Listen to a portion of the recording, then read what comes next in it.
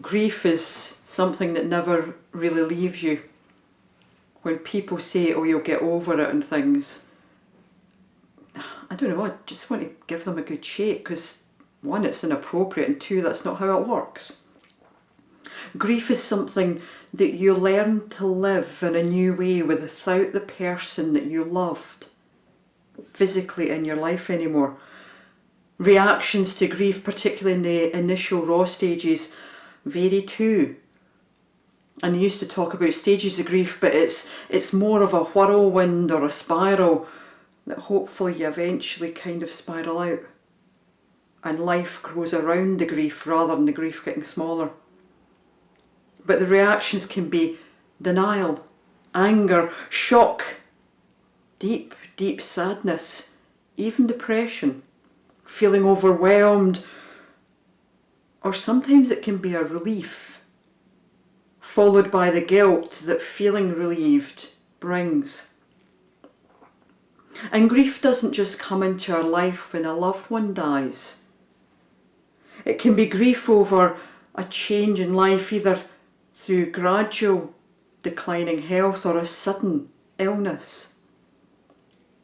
An active biker becoming a wheelchair user due to a dangerous driver. A champion archer losing their sight and their independence. They grieved over those complete changes in their lives and mourned for the life that they once had and can never have again. Grief can make us lash out, trying to find someone and something to blame. And when we are Christians, we can wonder, why, God?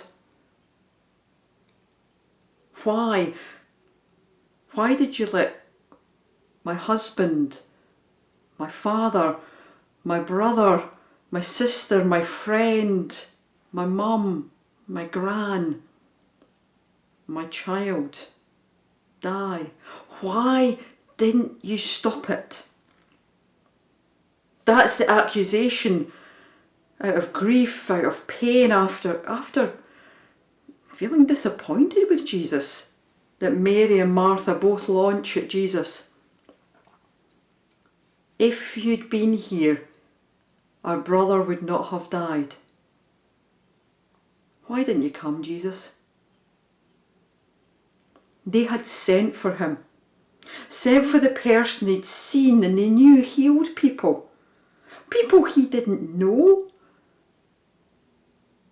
Surely he'd come when their brother was gravely ill. Surely he'd come to someone he loves. But he didn't. He waited. He waits that not only is Lazarus dead, he's been in the tomb for 4 days. That's going to smell.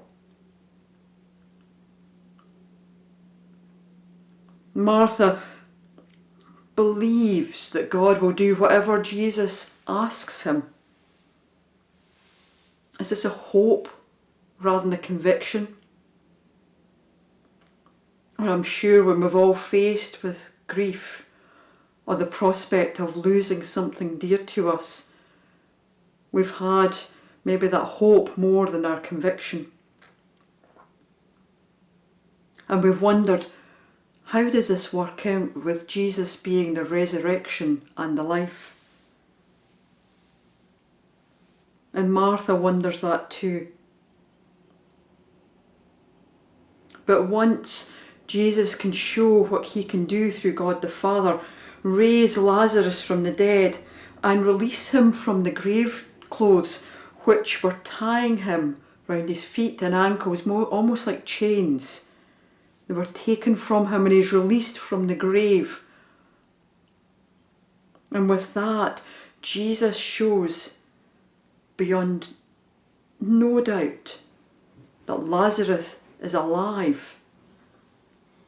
And there was no doubt in anybody's mind that Lazarus had been dead and buried and in the tomb for 4 days. Jesus showed how death was overcome, how he had power over death, and he was pointing towards how he truly is the resurrection and the life. That resurrection and the life that we in 2 weeks' time will celebrate on Easter Sunday, where Jesus gloriously defeats death once and for all. But where does that leave us when we see and encounter death regularly? When our calls to Jesus seem to be unheard? It's hard.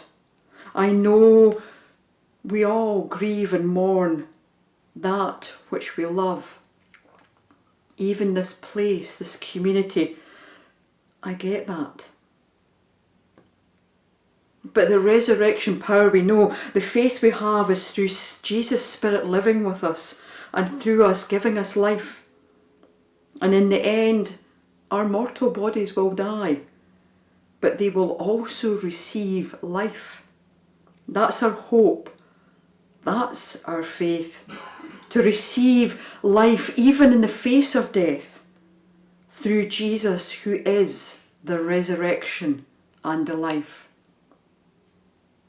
Amen.